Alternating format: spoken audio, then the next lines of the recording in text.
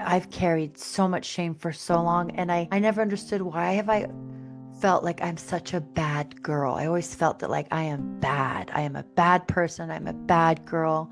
And cognitively I knew like, I've had three different stepmoms that really were jealous and shamed me, but I didn't really start to click until the last couple of years. I went, "Oh my gosh, my father's narcissistic traits really kept him in that place of him never like taking accountability for a lot of shitty things that he did as a parent, as a partner to his wives, and just even to his friends. Like he did a lot of, lack of a better word, mean things, selfish things. But it like clicked. I went, did I internalize his shame? Like I felt like there's a part of me from a young, because I was a bit of his like rescuer. We Yeah. had an enmeshed relationship, a romanticized kind of like mom not there. I'm like the therapist slash best friend slash I don't know. So I would listen to a lot of his problems, but I think I just internalized of what he was not able to do. So it kind of, I feel like, I don't know why it took me forever to realize like the impact of narcissistic parenting, but I think it's because I kept him on a pedestal myself because I was afraid if I took him down, then I'd really be an orphan and all alone. Or bad. Yeah, or bad, yeah. And then I connected all that shame, like all these years of feeling like a bad girl. It gave me more context of why I've been like such a people pleaser. Like, let me be really nice and I'll show you I'm such a nice person. So you'll see I'm not a bad girl.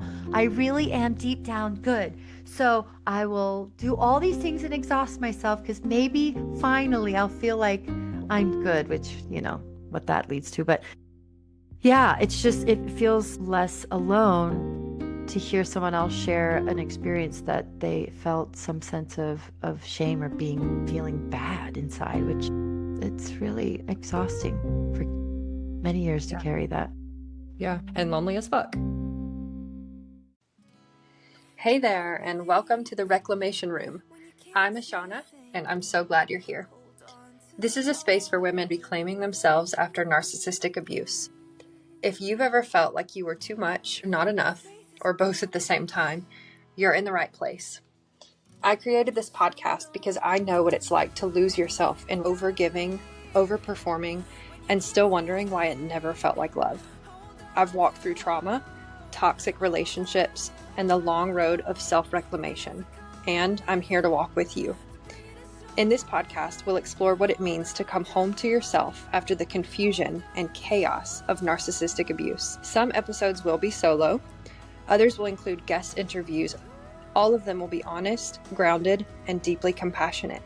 So, whether you're just realizing what you've lived through, or you've been on this path and you're ready for the next layer of your healing, you are welcome here. This is not about perfection. This is about reclamation. Okay. Yeah. I think my 2-year-old came in and muted my microphone. Am I really loud? No, you're actually perfect. Yeah. No, you're Okay. good. So Nice. look, you too. Look, I'm really glad that you came in when you did and not like 10 minutes early because I'm here and I'm good, but like I'm wearing sweatpants. So you're going to see me go, I'm just letting you know, like this is what it is. I love it. I love it. I would be wearing sweatpants too. I just got, it's like one of the few days I got dressed, put some jeans on. I actually, honestly, I'm kind of getting a vibe to not do a very official, like, hello, welcome to the reclamation room. Yeah, no Um, worries. I don't want to do that. So I'm You going to okay? let this episode go straight into our conversation because this one's way Love more it. fun for me. Okay. Love it. Okay, well, you have to. I'm so sorry. You're going to have to tell me how to pronounce your last name. Kalicinski. Kalicinski. That's what I was saying to myself. And then I thought, what if it's Kalicinski? Well, I'll never forget your name. So Yeah. Kalicinski. Yes, that. First, I want to talk about your book, if that's okay. Yes. Yeah. Oh, it's more than okay. I'm excited to talk about my book. So is it Lonely AF or Lonely as Fuck? Lonely as fuck. Cool. And of course, for the language we put AF. But yeah, definitely lonely as fuck. A therapist's no BS guide to feeling less alone. I love it. So what kind of book would you call this? What would you categorize it as? Yes. So on paper, it's categorized as self-help, but me, I think it's a blend of neuroscience, self-help, psychology with like a little dash of spirituality. And what I also really love about it, it goes into family systemic thinking, but from a layman's term. It's like, okay, Mhm. here's family systemic thinking. This is how it can impact the individual. Let me break it down into some terms that are more easy to understand. Because I mean, obviously, I'm trained as an LMFT, a licensed marriage and family therapist. So for me, it's not just a style of thinking, but it's a way of framing Mhm.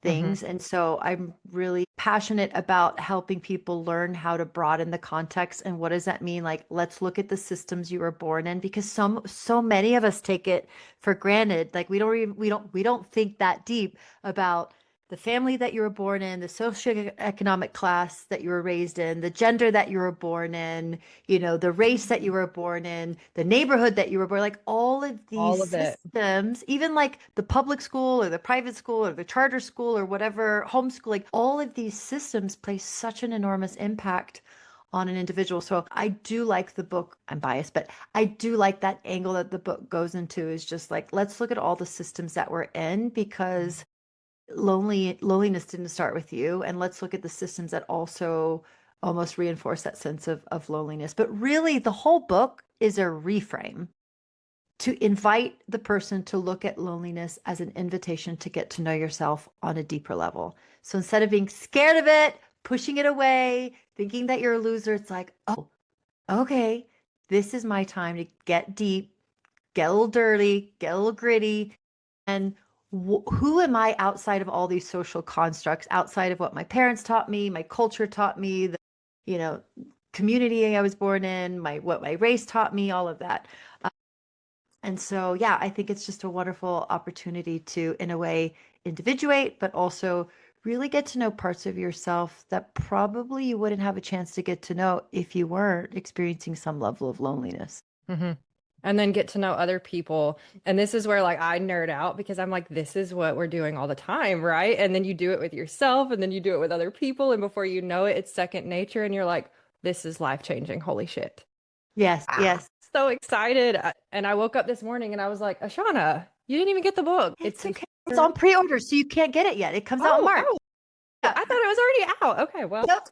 My goal is to get 200 pre-orders. Well, that's my publisher's goal. She's like, Sylvia, get out there, talk to therapists, talk to organizations, get people to buy at least like 5 copies. So she wants to get at least like 200 pre-orders. But for me, there's also a workbook. So it's not just the book. I'm excited about the workbook. So it's great for clinicians, or it's wonderful for a person that just wants to go a little bit deeper. So the workbook is a blend of going deeper into the tools that I teach at the end of each chapter. It gives you exercises, journal prompts. So for those that do like to nerd out and just go a little bit deeper, the workbook is a great companion for that. So I can also just send you the proof, and I can send you a couple of chapters if you want before it comes oh, out. that would be so awesome. And then we'll have the Yeah. link in the show notes. So when does it actually release, you said? March 16th. March 16th. Okay. Yes, So I'm yes. going to try to get this out in time enough for people to help you hit that goal. I would love to. Thank you. And I'd love, I'm also just for pre-orders, I'm going to be offering free meditations that go deeper into the work, and then different themes. So one meditation is going to be about releasing old family belief systems. One meditation is going to be about embracing your future self and letting go of old habits that no longer serve you. One is just acknowledging any kind of emotional childhood neglect, like those parts of you that weren't seen and heard, and a meditation that really just encourages the ability for you to start to reparent and start to give that part of you what you're still maybe seeking, hoping, waiting for Mhm. in a partner or a parent, but it's not going to come from there. It's going to come from you. And so I think sometimes we just need a guided voice to help us do that. So I'll be giving those away for free for pre-orders. So stinking cool. I am stoked. So I already know that I'm going to be using this as like references and like, Yeah, this is what I learned from this book. You should go get it. So I I'm love okay. No, yeah, that. go. You One of the first. things I'm really excited about, also, the book offers a 5-step method because, when you talk about family, you're like, oh my God, it's just so heavy. do I really have to start from the beginning? A lot of clients resist going to therapy or even getting a new therapist because they're like, oh, I have to start Oh, from the now I have to tell them beginning. again. Yeah. Yeah. So I've created a 5-step method for people that don't want to do that, or just also just a framework for clinicians and just for someone doing this work. Because loneliness is such a huge umbrella, but also like family systems, inner child work, all of it. So it's the HEART method. So H stands for honor your emotions. Name it to tame it. We've heard that from, I think, Dr. Amen, Amen Mhm. Clinics. But really, just, for many people, they were raised in an environment where you were taught, like, put your big girl pants on, toughen up. Was it stay calm and carry on? All these, like, sayings that basically are like, okay, the message is we don't have time for your emotions, or emotions Yeah. are a burden. Like, just be strong and power through. So it's really helping people learn how to not just name their emotions, but understand also the science behind the emotion. So I think some studies show that an emotion can take up about 90 seconds in your body if you really just look at the process of it. But when you're used to repressing it, negating it, dismissing it, that builds and builds. And so then you've got like 90 seconds times 1,000. And then Yeah. you're like, Yeah, so and some people, if you don't stay in that and you don't like suffer in it, then you're feeling guilty for that too. So then you have that added shame to it. So absolutely, honor it. absolutely. I love that. Honor the emotion. So let's name it. And then and also for clinicians, it's so important to honor and name the emotion, because if you skip to the solution before really sitting with your client and helping them also name it, the solution won't stick. So that's a helpful reminder for clinicians. So Yeah. then the E is my favorite, because I'm biased with the PhD in family therapy. It's explore your family system. So we use a geneogram from Murray Bowen. So we go into family systems, and what is a geneogram? It's basically like a family tree. So you Mhm. look at all the members in your family, and even if you were adopted, you look at your adopted family and get an idea of the family, your biological family, if you have that information. But you want to look at the members in your family system as key players that have shaped patterns of relationship, patterns of maybe not naming your emotions, just patterns of relating to each other. Because you look at this as an ecosystem. So Murray Bowen definitely believed that a family unit is an ecosystem, and it's Mhm. an emotional ecosystem. And so when you start to look at the patterns in your own family system, you're like, oh, that makes more sense. And it blows my mind every time I mean, I've been a therapist now for almost 21 years. Still blows my mind when I go back and I look at the clients, grandparents, great grandparents, or even great grandparents. I'm like, oh, this was a pattern with every woman on your mother's side of the family. Or, oh my gosh, look at the pattern on your dad's side of the family. It's still getting passed down. And so I have the privilege of meeting people that are often a generational cycle breaker. And another reframe, I think, for loneliness is that if you're experiencing some level of loneliness, you're probably a generational cycle breaker within your own family. And it doesn't stop there. We often think about the cycles that we're breaking, but we don't think about, well, what cycle do I want to start? Yep. Especially when it's never been modeled and you're a Yeah. parent. Yeah, right? I have a Why 9-year-old. me? Why do I don't know what to do. No, Yeah, yeah. No one who showed me. has I kids? still have to remind myself, I'm like, I'm not a teenager. I'm a mom. I'm a mom. Okay, yes, Yep. yes, yes. So we look at your family patterns, and that helps again just give you more insight and understanding and awareness that again, loneliness didn't start with you, and it gives you, I think, an opportunity to really empower yourself to think about what new cycles you want to start. And even if you don't have kids or you don't want to have children, it's still an empowering way to look at yourself and say, what cycles do I want to break and continue? Because also, we're not only looking at the bad in our family, we're also looking at the family legacy, strengths. So, it just gives you that ability to look at almost like a family inventory. What is helping me? What's not helping me? What do I want to let go of? What do I want to create? And then after E, we go into the A, which is acknowledge your pain points. I think a lot of people are unaware of how much they actually project their pain points on other people. So, one of my pain points that I project in my own marriage is I'm not wanted. Oh, And It's really deep because this is TMI and also a trigger alert for gosh, I'm surprised I'm going here. I'm just gonna go there. But anyway, trigger alert for any topics related to abortion, loss, and fertility. When my mom was pregnant with me, she wasn't feeling well and she actually wanted to abort me. And there's more to the story, but I won't go that deep. But my dad was like, "No, please don't." And they were married, but it was just a very difficult time. And again, she was sick. She had early signs of a brain aneurysm that they didn't know that she had. And so I feel like that's something deep within me, even like in like, prenatal psychology. It's like that feeling of like, you're a burden. I can't have you. I don't want you. And so I'm 6 years old today, and I still project that sometimes on my husband. I'm like, you don't want me. You didn't do this. You didn't do that. He's like, what are you talking about? And then I have to stop and I have to tell myself, Sylvia, this is your pain point. Your pain point of not feeling wanted, it's not his, it's yours. Own it. And when I can name it and I own it, it's like I release him from being the villain. I can come back to myself. So, anyways, pain points are often those vulnerable early childhood wounds that we internalize. It's often similar to sayings like, I'm not good enough, I'm not whatever blank enough, feelings of shame, unworthiness, feeling unlovable. So, really deep, deep pain points that a lot of us have. So, we need to acknowledge them so we can free ourselves from the pain of being stuck in them and projecting them from others. And then I offer different tools to help people not only acknowledge the pain points, but to understand the drama triangle that those pain points often get us into, right? So, we've got the That's a villain. big one. Yeah, the That's like, villain. ouch. There I is, don't like yeah, it. yeah. And so here's an interesting thing that I do as a therapist. Once we can acknowledge our pain points and we acknowledge the drama triangle that we're in, I often encourage my clients to think about the other two people in their drama triangle and think, how could they also be sharing the same pain point? So, in like my family system, let's say more information than needed, but my father does have strong narcissistic traits. And one of the things he often did with my brother and I is he plotted us against each other, which often narcissistic parents do. But anytime there was tension between my brother and my father, my dad would pull me in. So when you look at that drama triangle, I would be maybe the rescuer, my dad would be the victim, my brother would be the bad guy. But if I really look at it, we all share the same pain point of not feeling wanted. My dad didn't feel wanted by his mother. He always said that my mother loved my brother more than me.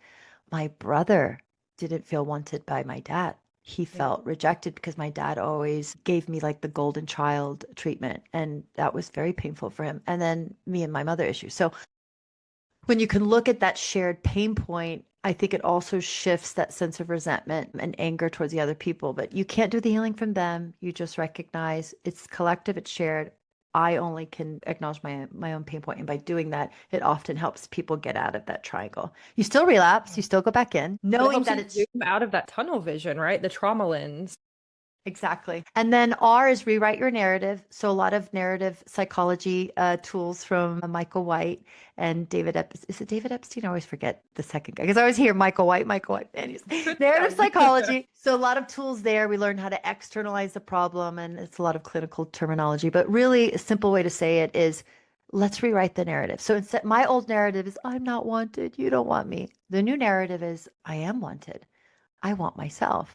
Borrowing Maya Angelou's words, I belong to myself. Like, wow, okay. And then T is tools, building a toolbox, but also it's T for turn within. So turn within through breath work, meditation, somatic tools, EMDR, polyvagal theory, all that vagal nerve stimulation and all that. So you basically build a toolbox to help regulate your nervous system and to help you continue to do the other letters, tools for Yeah. writing the narrative, tools for acknowledging your pain points, tools for honoring your emotions. So that's it. So that's a heart method.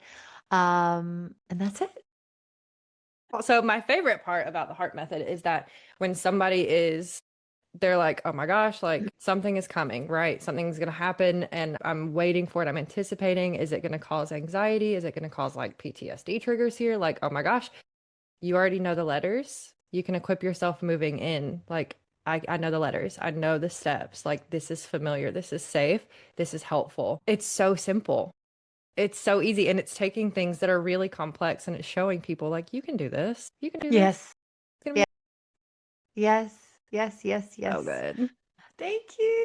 Okay, so looking at your journey to the book, is Yes. there like a hero's story that got you here that you want to share? It's okay if not, but I Yeah. feel like there is. Well, I mean, I think it could be a collective hero story of based on like letting go of the timeline. You know, when I first, I mean, we I guess kind of let's say the seed of this book got germinated around like the pandemic. So I used to work at a hospital in Miami Beach at sorry, at Mount Sinai Medical Center. So I was working as the lead clinician for IOP and PHP. So I was doing group therapy for people that would come 3 days a week or 5 days a week that were just freshly either stepping down from inpatient or just not able to manage life and they needed to step up and come in. Um, I was incorporating mindfulness and I was teaching DBT tools and I was really bringing in a lot of this kind of like systemic thinking of like let's look at behavioral feedback loops, let's look at all these other things that influence, you know, how we interpret things and our emotions, etc.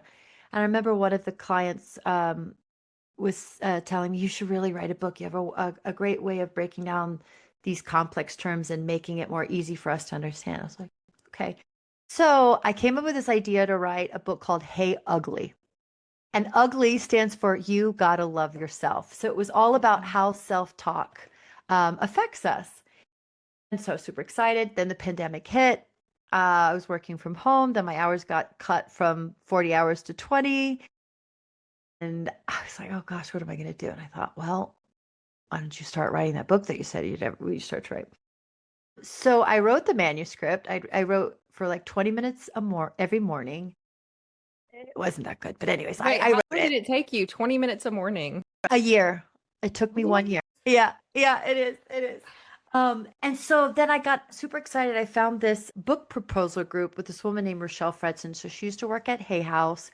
She was in acquisitions. I was like, oh my gosh, these are serious people. Was super intimidated. There was 6 women in the group. I'm like, oh my gosh, I'm afraid of women. I've got my own like stepmother issues, my own I'm not wanted, all my shame issues, not feeling good enough. And I remember we were bouncing off ideas like, oh, so I want to write this book called Hey Ugly. And the irony is one of the women had this title called, I think it's called intersectional feminist. I think that's the Okay. term. Maybe I'm butchering the word. Anyways, I she think goes, I just saw that phrase the other day. That's yeah, weird. I've never yeah, seen that before the other day. And now you yeah. said it. It Side was note. new for me. Well, she goes, if I was in Barnes and Noble and I saw a title of a book that said "Hey Ugly," that would probably be the last book that I would buy. And I went, Are we supposed to be supporting each other's ideas?" I was like, then the Rochelle, who's organizing it, she's like, "Well, let's just say I'm not getting my spidey sense for this title. Like maybe there's another book. I don't know what else I would write about." And then I thought, well, it's the pandemic. We're all pretty lonely. Like I felt like I was kind of born into loneliness. I was like, lonely AF. And then Rochelle was like, Spidey sense, work on that. I'm like, well, who the hell wants to read about loneliness? Like, nobody wants to read about loneliness. I was like, oh my God, I screwed myself. So the irony though is like the more I started talking about it, the more people started opening up and started sharing like, oh God, I feel lonely, or I'm a mom of 3 and my husband and I are like ships passing in the middle of the night, or just all these like little examples of feeling even my husband was like, well, I feel pretty lonely in Miami. I'm so Oh, far God. from Yeah. I was like, wait, I'm like, you're lonely? He's like, yeah, I'm always working. I don't have time for my friends. I don't have contact with my close childhood friends. He's like, yeah, I'm feeling pretty lonely. I was like, wait, I'm not the only one who felt lonely. So, so then I started this whole process 5 years ago. So finished the book proposal, got rejected by many literary agents. They were like, "Oh, the market's saturated with this title. I mean, with loneliness.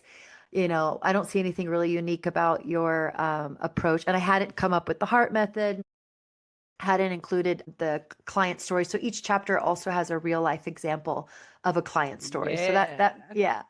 yeah. Um, so got rejected by the literary agents. I was like, well, this is just never going to happen. Then I finally got an agent and then she started pitching and then got rejected by many publishers. I was like, oh, it's really not going to happen. And then I moved to Switzerland. And I'm like, now it's really not going to happen. And I went through this like whole depression of like, I had to give up my job, my private practice, my podcast, my book. Like, I'm Nobody starting. wants me. Now they don't want my book either. Exactly, exactly. And then I just powered through. I was like, okay, keep going. And then I did this meditation by Dr. Joe Dispenza. So if anyone's heard of him, he's wonderful. If you haven't, plenty of YouTube videos that are free. And he has this future self meditation. And I started doing it. It has you aware of like what your old self patterns are and what would you like your future self patterns to be. And when you are in your future self, you recognize these old patterns coming, like what would you do to remember? And for me, it was like a writer writes. And I said, okay, future self, I'm going to keep writing. I'm not going to, completely give up in the face of rejection. Let go of the timeline. My book coach kept saying that, Rochelle. She was like, let go of the timeline. It's an energetic thing. I'm like, 5 years, like, come on. And so then this is cliche, but I just said, okay, I don't chase, I attract. I don't chase, I attract. And then I just got in touch with the essence of the book. And I was like, okay, like someone is going to see this. And I started visualizing every day during this meditation. I was like, a publisher is going to find this information or maybe see my Instagram and they're going to contact me. No joke. I'm driving in a car from Geneva, Switzerland to Tuscany, Italy. I'm just checking my emails. And I went, what? And it was a publisher saying, hi, I'm Amy from Wiley. Just saw your content on Instagram. Interested, or would you ever be interested in traditionally publishing? And I'm like, that's all I want to do. I don't want to self publish. But immediately I said, stop, this is a scam. They're going to ask me for like $50,000 and blah, blah, blah, blah. So I went on LinkedIn, saw her picture, went to Wiley, like saw her picture. I was like, okay, this is legit. Fast forward in November, we got a book deal. And now it's a year later and the book's being published. And it's like, let go of the timeline. Like sometimes your ego thinks, oh, it's got to look like this. Or other people, my husband was in my ear too. He was like, well, maybe it's time to get a real job. And yeah, that hurt. And so, yeah, like let go of the timeline, connect to the essence of what it is that you're working on. Because I think sometimes, our expectations are what you think other people's expectations are. We just lose connection with the soul of whatever it is that you're working on. And Let so it be I'm a here to, creation. yeah, yeah. And sometimes, if I think about if I got the book deal before I moved to Switzerland, the book would have been a disaster. I wouldn't have been able to be present with my son to help him transition to a new culture, a new school. I would have been rushed. My head would have been all over the place. So, like, sometimes your concept or idea of how long something should take is just not in alignment with where people are or just where you are even. Yeah. Or what it needs, like Yeah, what the creation itself might need to flourish and to like really be what it's meant to be. Like we put these restrictions on the things that we do just as much as we put restrictions on ourselves. And then we put those restrictions on other people and we put and it's like, but you ask anyone, like, do you want to live a life of restriction? They would be like, no, my gosh, no, like that's the worst thing in the world. And it's like, then don't do it. But we can say absolutely. that, right? And then we walk down the street and we're doing the same things. Absolutely. I Absolutely. love that. And the project needed the clients' voices. And so I also needed more time to work through these cases. So one of my favorite case studies in the book, it's titled Too Scared to Ask for Ketchup. It's so good. I won't tell you what it's about because you Whoa. need to pre-order. Well, Yeah. I'm gonna. Too Scared to Ask for Ketchup. Okay, so I'm just like, gosh, now I want to like pick your brain. Sorry, my taint's Please, doing some please. crazy things today. I'm like, Super cute. okay, let me think. So we have the heart method, we have the stories. The timeline is like stressing me out over here. I was sweating. I was like, it's been 5 years. Like, ugh. Your husband, I'm just letting it all sit. And I'm like, what you've been through. So it was a year between you starting the meditations and like releasing the timeline and just surrendering to. Actually, it was a bit sooner. It was last summer, and my son had soccer camp that he went to. And I was like, well, what do I do with this whole morning? Because, it's like a 3 hour window. It's not enough time to actually go do something. So you got to stay close by. Yeah. So I said, well, I'll just go run the lake. So I was running the lake and I love listening to podcasts. So I went, okay, let me listen to some guys. It was like Jay Shetty. Then I was listening to Ed Milet. I had heard one of the podcasts with Joe Dispenza, and I'd heard about him before, but I kind of dismissed him because I was like, oh, isn't he that like Me too. chiropractor guy that like charges like $10,000 and takes advantage of This people's is crazy. weaknesses? Yeah, yeah. And I just didn't like, just I mean, I get it, like it's a business, but how much he would charge, and a lot of people are vulnerable and they would just spend money that they really can't. And I don't know, I just didn't feel good about that. So I was like, all right, let me just listen to a podcast. And then when he was talking about the neuroscience of emotions and quantum physics and all of that stuff, I was like, I love this stuff. Did it sound like a person who really knew what he was talking about, or like he read up on it and then was just repeating it? No, he knew. He knew. Okay. I felt Okay. it. Yeah, Sold. yeah, yeah. And then I was listening to like what he actually experiences at these like big workshops and these really like big transformations of people who, are either dealing with like serious illness like MS, Parkinson's. And it inspired me. I went, okay, well, if these people can do it on that level, like, why Hmm. can't I do it on something that's so close to my heart? I'm Yeah. like, okay, I'm going to challenge myself. I'll do it. So here's to anyone listening. Don't do a Joe Dispenza meditation before listening to a podcast, him describing the method, his theory, emotions, and science. Because if you just dive into the meditation, it's weird. He has this voice that's kind of like an alien that's like, focus on the space between your ear. And now the space between your eyes. And you're like, what? What But have I gotten into? when you understand the science behind it, really what he's doing in the beginning of the meditation is to get you into that relaxed state of mind. And it's the prefrontal cortex when you're thinking about the space between your ears, the space between your eyes, your focus is, that task oriented prefrontal cortex activity.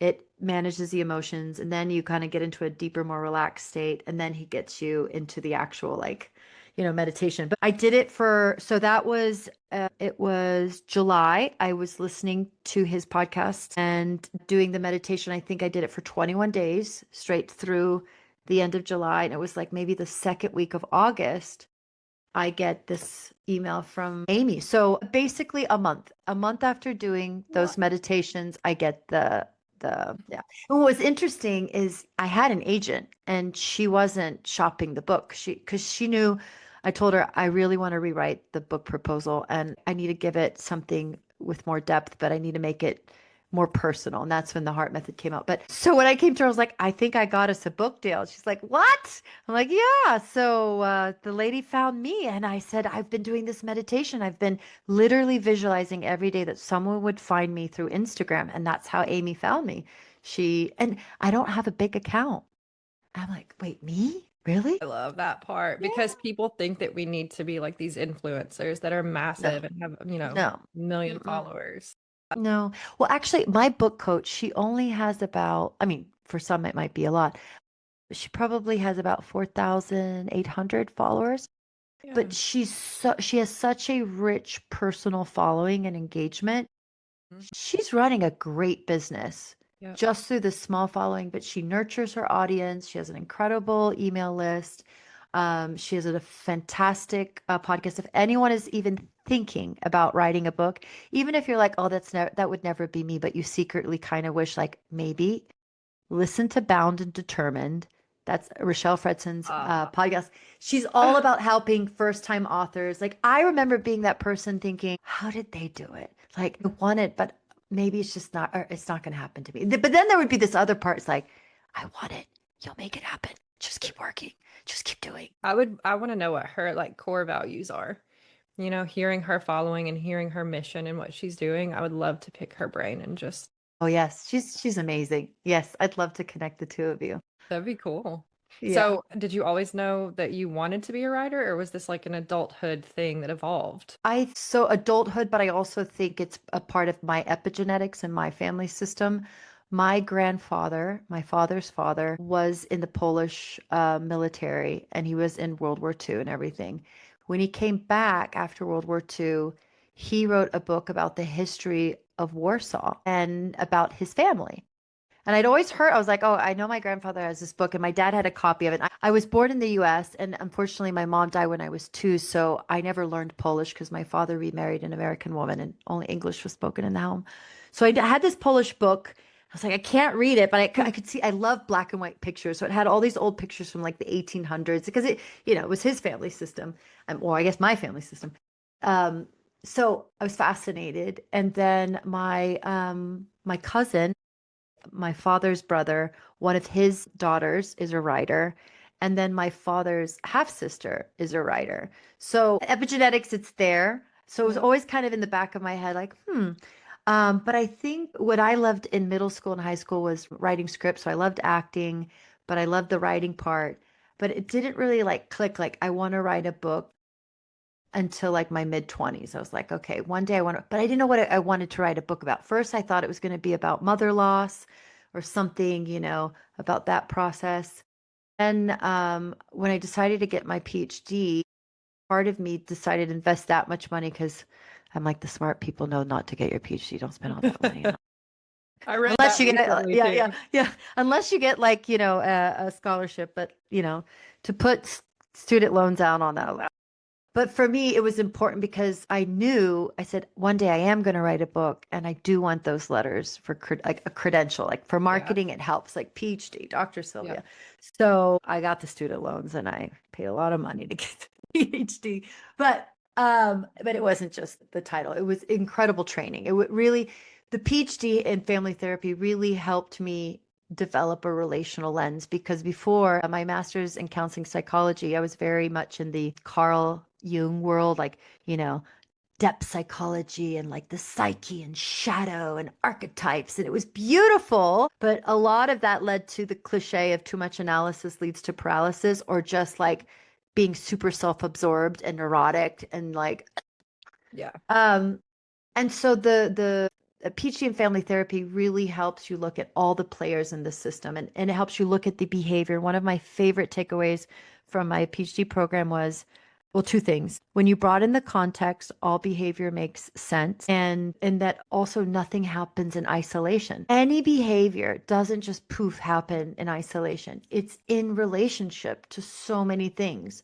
And I think that can help you be a better human being when you can start to understand, how, everything is connected and influences each other, and hopefully can help you develop a little bit more compassion and understanding for yourself and others. Yeah, that's what I was about to say for others too. I know we have a Yeah. lot of listeners who are parents. And so just side note here, like that changed everything for me in motherhood. Growing up as a child who like you said before, well, mine was more like stop crying before I give you a reason to cry, right? Because you Yes. do one thing and then you're the bad kid. And so we're talking about, for me, like these themes growing up were I'm a bad person. I'm intrinsically evil.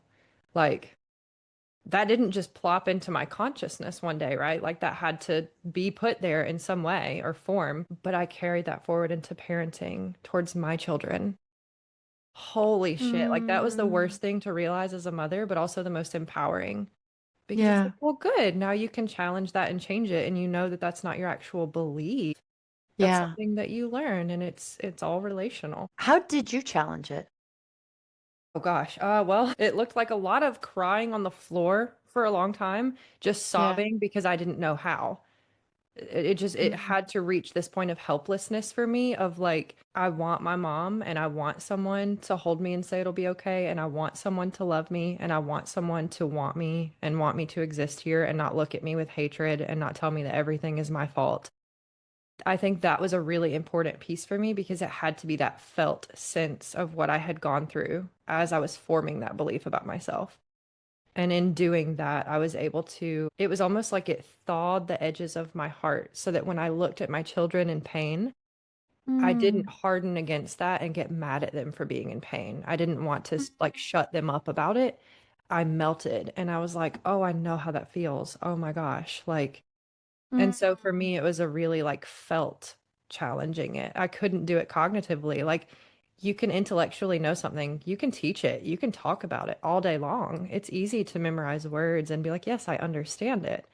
But for me, I think it had to be like the dam busting open of that's actually how I felt as a child was that I was evil. You can't fathom.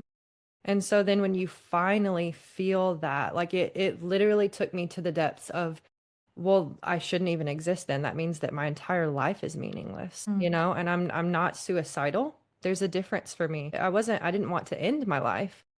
There just wasn't a point to my life in that moment. That's Mm. what it felt like.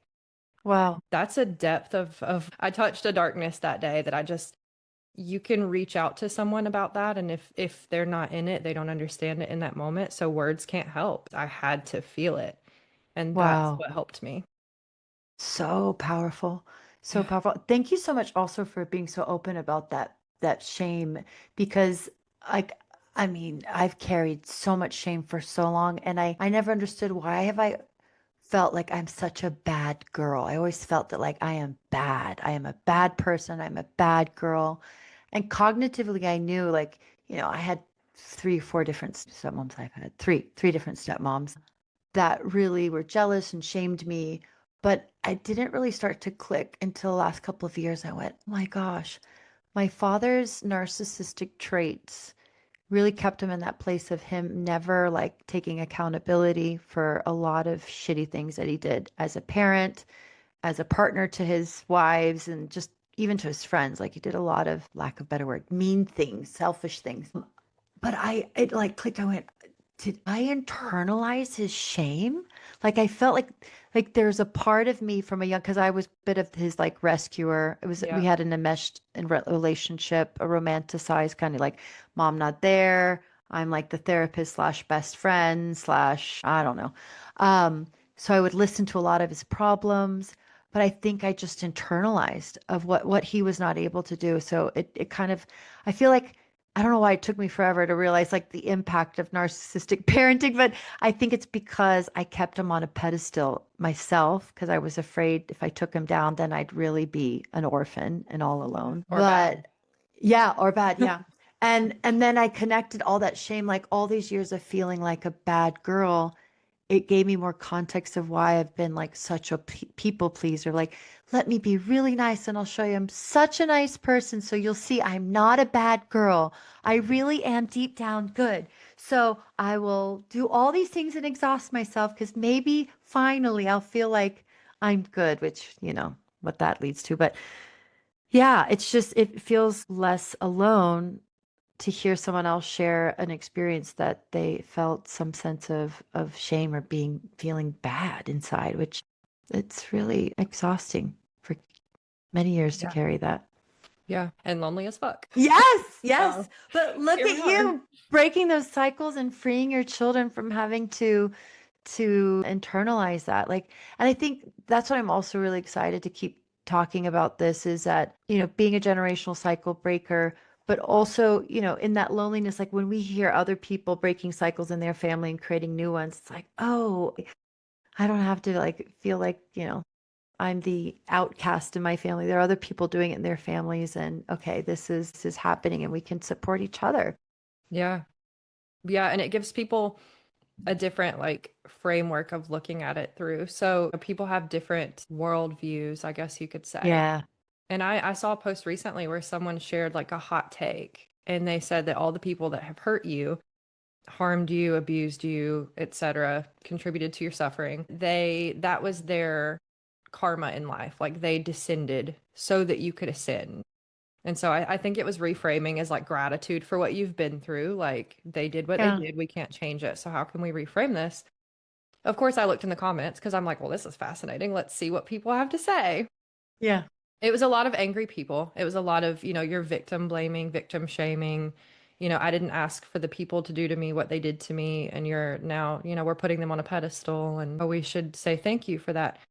But I thought back at the things that I had been through and the framework that I was viewing it through is Mm. completely different than now. And I do have kind of a gratitude now. I'm like, that's what got me here. That's what got me podcasting. That's what got me going to school for what I'm going to school for. Like, I don't know Yeah. that I would have done any of this. And I feel so integrated and whole and alive and purpose filled and meaningful. And it just, I don't know. And one of the comments really fascinated me because the person said, I don't believe this is true because I think that children are born here on earth inherently whole and connected to the source of life, and that these things that happen to them by these harmful people are what caused the ego and caused the suffering and caused them to be disconnected in the first place. So this negates what you're saying. And I thought about that and I'm like, but were they completely whole and connected to source and without ego, or was that already in formation and something was going to happen to give them that hero's journey? To the ego has to form for our protection, and then, we dissolve bits and pieces of it as we see on our healing journey. There's still got to be some sense of ego there for us to be a person. We have our framework of looking at things. To what degree is the goal actually dissolving it? And so does that negate what the person is saying, or do they kind of play off one another and they're just different worldviews? And then I was thinking like, well, what formed this person's worldview and what formed this person's worldview? And I sat back because at one time that would have stressed me the hell out. And I would have been like, this is Yeah. too deep. I can't. And I just was Yeah. like, I'm so grateful for all these perspectives. Like, Yeah. this is so cool. Conversations, even like the one me and you are having, I'm like, people want to have these conversations. I know this is interesting to more people. Yeah. So I feel like Yeah. you've given a really cool one, and I think it's going to be really Thank helpful you. for a lot of people. Thank you. That means a lot. I'm just so grateful that we can speak like this because a part of my soul just opens up. It's like, yeah. I feel like all the sunflowers like turning towards the sun and going, yeah. I bask in it, and then I'll have the moments afterwards where I'm like, I really hope I did that interview justice and that like their point came across the way they wanted it to. Oh, It wasn't taken out of context. And then I think later, and I'm like, I learned just as much from them as anybody else listening to the show is going to. So the show isn't about me and how I'm holding space and the questions I'm asking. It's literally being formed by us having these conversations, and the listeners are helping create it. So it's a system, right? Like it's a yeah. family of sorts. It's a chosen branch of a family that we're choosing every Yeah. day when we do what we do in life. I love that. So, I often feel like that or similar to that when I'm working with my clients. I'm like, I am learning so much from you. Sometimes I feel like I'm like, how is this even fair? I'm like, you're paying me. I'm quote unquote helping you or guiding you, but you're also helping me. I always tell my clients, I was like, I'm so humbled. Thank you for trusting me, but also I want you to know like there is like an energy exchange, and I am learning from you, and you are also deeply impacting my soul. So thank you. I don't ever take it for granted. Even 21 years later, I'm like, gosh, this is for me one of the most luckiest jobs I could ever have. Just the level of depth and intimacy, therapeutic intimacy, but just that ability to hear on so many levels, their fears, their mhm. hopes, their desires. But yeah, I'm also always so, I don't know what the word is, maybe like curious or just touched by like the universe, how also I've seen in my own evolution of healing and as a human, how the universe or God or whatever word you want to use kind of brings to me clients that are going through similar situations, right? Or similar processes, and I'm just like, wow. Or even if I kind of look at like it's like the collective sum of my clients, and I really see a lot of these shared collective Mhm. pain points or these things that, we have in common. I'm just like, I don't know. I just there I honor this like intelligence that just kind of brings it together. I'm Yes. like, I didn't make that happen, but anyways, thank you, whoever that is Yeah, and out it's there. like confirmation that you're in the right place. Yeah. I don't Well, know. I don't know if we have time. I'll just tell a quick story. So I was Yeah. walking my dog yesterday, and I have a puppy. He's like 6 months, super cute. And well, he's a Cavalier, so some people love them, some people don't like them. But anyways, I'm walking down the street, and these two women go, "Oh, we used to have two Cavaliers. One was a Blenheim, one was a Black and Tan or something like that." I'm like, "Oh, this is my first one. I love it, blah blah blah." And they said something along the lines of like, "Oh yeah, we're here. Like, our daughter is getting married to a Swiss guy." I went, "Wait, where are you guys from?" She said, "LA." I'm like, "Oh, well, if you need therapy to help manage like communication, especially communication discrepancies between an American speaking English and a Swiss guy who also has like French influence, come to me." She goes, "Are you a therapist? Because like I really actually would like to talk to someone about my concerns." And I said, "No, I actually am." So what's so interesting is, so we talk about like Americans, like when we speak English, we're also kind of trained collectively, be direct, right? Get to the point, be direct. But with French language, it's considered rude to just kind of go straight to the point. You gotta talk around it, put some Paint a picture. flowers. Yeah, paint a picture. Yes, yes, yes. And just it's just a clash of cultures and how and the receiving end of that. As an American, I've considered my husband quite rude. Like, why are you being so defensive for the thing that I'm just being direct about? And he's getting all upset. And he's like, well, why are you being so bossy and telling me what to do? So, but who would have known that walking a dog, then I meet the mother of this woman that's getting married, then the sister, we start talking. And then I said, I'll give you some recommendations for some restaurants in Geneva because they were driving back.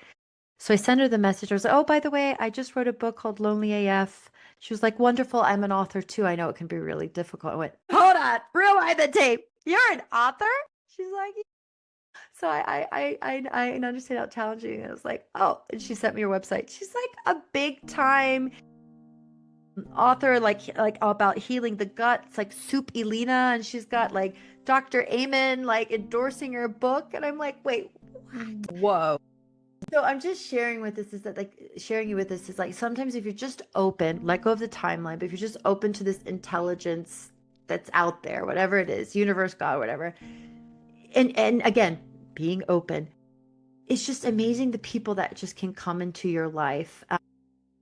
Yeah, so I just had to share that because I was like, who would have thought from like a little dog to potentially helping this mother process some of her own fears about her daughter getting married Yep. and living so far apart. But then I also told her, I said, listen, I'm in Geneva.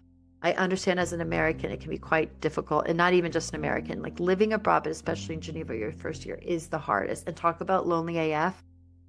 I haven't met one person that hasn't struggled with loneliness, so hopefully I could help her or her daughter. Have But you yeah. shared about that experience, like being in another country and like in relation to your book and part of your like tour beforehand, like your press tour, I guess?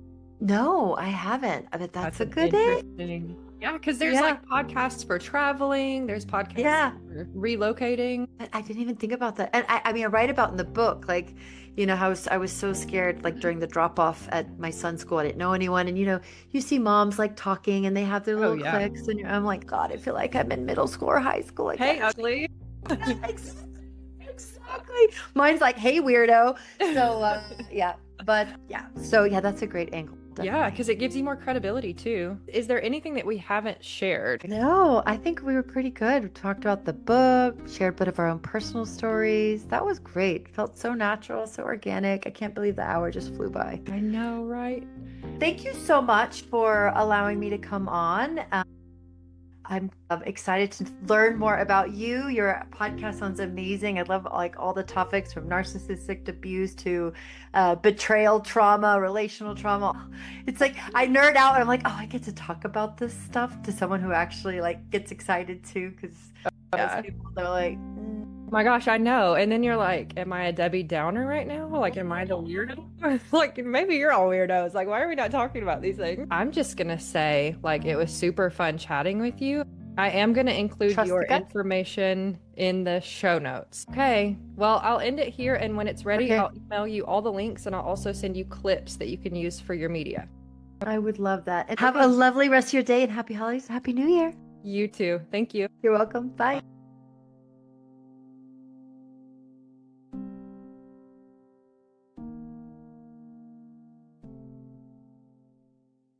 Thanks for spending time in the Reclamation Room. Be sure to follow or subscribe so you never miss an episode. And if this supported you, consider sharing it or leaving a review. You're not alone, and your reclamation is sacred.